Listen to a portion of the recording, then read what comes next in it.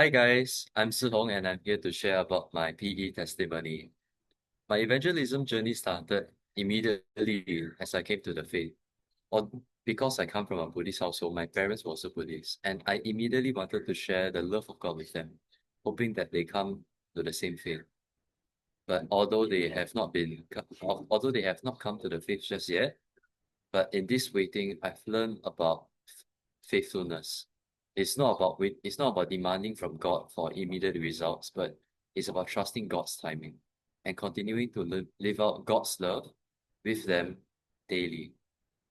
And although my parents have not accepted the gospel yet, that hasn't stopped me from sharing God's love with my classmates and the people around me.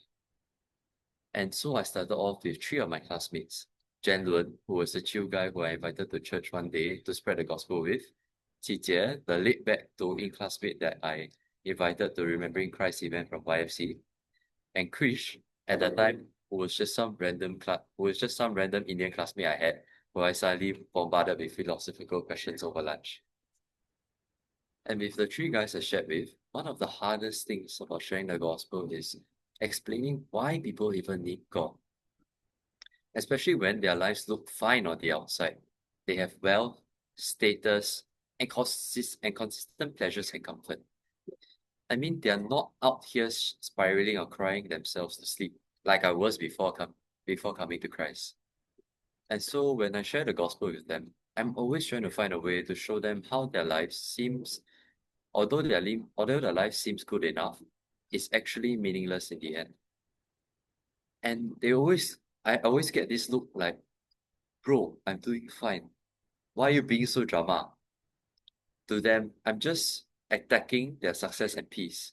But I'm actually not. I'm just trying to show that there's more than just comfort. And that's so hard to explain without sounding like I've absolutely lost it.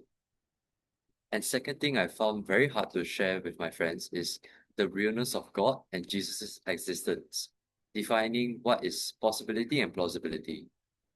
Because I have many intellectual conversations with my friends, they always ask me about possibilities. It is possible that God exists, but then it's also possible that there is no God and then we just live in an infinite multiverse. And explaining how is much more plausible that God truly exists because of the evidence that exists historically, and also the many clues and ethical morals that aligns our experience with the gospel. And we often see our friends, many of our friends who always go to the gym and work out, keeping themselves healthy and strong. For example, me, I'm surrounded by so many friends who go to the gym and lift weights and always bench press and always compare their bodies with each other. And this enables to progressively carry heavier weights and perform better. And this aligns with our spiritual journey as children of God, that we keep on fighting against the voices of the world. We must maintain spiritually fit to fight against the voices of the world, such as peer pressure and stress, and self-reliance, so we can be a living testimony and light to those we share gospel with, and remain courageous as God calls us to, and to be in tune with God's voice and truth about being courageous and honest and more. And how I do this is by memorizing and meditating on these three key verses. Colossians 3:23, which reads, "Whatever you do, work heartily as for the Lord and not for men." So this reminds me that the gospel sharing that I do is not to meet quotas or KPIs, but is to do the work of God, which is most important. And although I cannot convert other people, which is the job of the Spirit, and although I might be discouraged at times, but I always remind myself to do my best because it is for God. And the second verse, which is Luke 12:12, for the Holy Spirit will teach you in that very hour what you ought to say.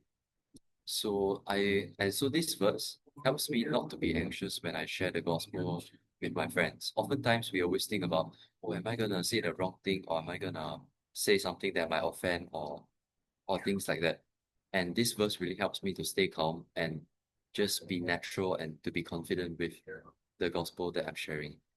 And the last verse that I would like to share is 1 Corinthians 3:7, which reads, So neither the one who plants nor the one who waters is anything, but only God who makes things grow. And so this reminds me that although although the seeds that I planted seems not at times to give any growth, but I remember that it's by God's timing and by God's power that the people that I plant the seed in, that God will give the growth to them and convert them by the Spirit. And so this reminds me to not be anxious and not be discouraged after sharing the gospel, but to trust in God and to pray to God for my friends who I planted the seed in. And so I just want to remind all of you to be be courageous and share the gospel as much as you can with your friends. Thank you.